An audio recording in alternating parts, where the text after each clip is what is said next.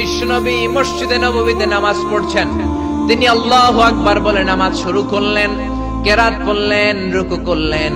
রুকু থেকে দাঁড়িয়ে বিশ্বনবী পড়লেন সামি আল্লাহু লিমান হামিদা। পেছন থেকে সাহাবারা পড়ল রব্বানা ওয়ালাকাল হামদ। এক সাহাবী বাড়িয়ে অতিরিক্ত পড়লেন হামদান কাসীরান তাইয়িবান মুবারাকান ফি। ফিসফিসি আওয়াজে পড়ার কারণে বিশ্বনবীর কানে এটা চলে এসেছে। নামাজের পর বিশ্বনবী বললেন, আমি রুকু থেকে দাঁড়িয়ে পড়েছি সামি আল্লাহু লিমান হামিদা। তোমরা পড়ার কথা ছিল শুধু রব্বানা ওয়ালাকাল হামদ। কে যেন একজন ফিসফিস আওয়াজে পড়েছো হামদান কাসীরান তাইয়িবান মুবারাকান ফি। কে পড়েছো? দাঁড়াও। কোন সাহাবী দাঁড়ায় না ভয়ে।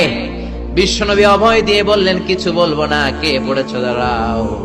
এক সাহাবী দাঁড়িয়ে বললেন, ও নবী আমি পড়েছি। বিশ্বনবী বললেন, এটা তো আমি শিখাই নাই, কই পাইলা, কেন পড়ছো?